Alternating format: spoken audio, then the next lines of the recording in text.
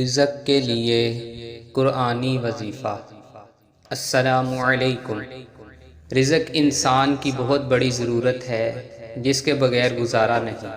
اسی کے لیے انسان کماتا ہے، روزگار کے پیچھے بھاگتا ہے۔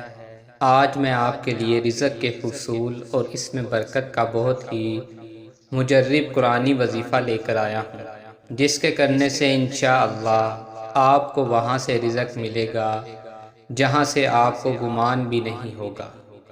وظیفہ پڑھنے کا طریقہ: روزانہ کسی بھی وقت 100 مرتبہ آپ نے قرآن مجید کی سورہ طلاق کی آیت نمبر 2 اور 3 پڑھنی ہے۔ بسم اللہ الرحمن الرحیم۔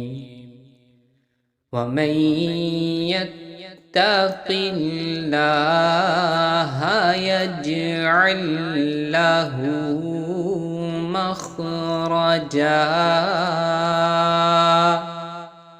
وَيَرْزُقْهُ مِنْ حَيْثُ لَا يَحْتَسِبُ وَمَن يَتَوَكَّلْ عَلَى اللَّهِ فَهُوَ حَسْبُهُ إِنَّ اللَّهَ بالغ أَمْرِهِ قد جعل الله لكل شيء قدرا۔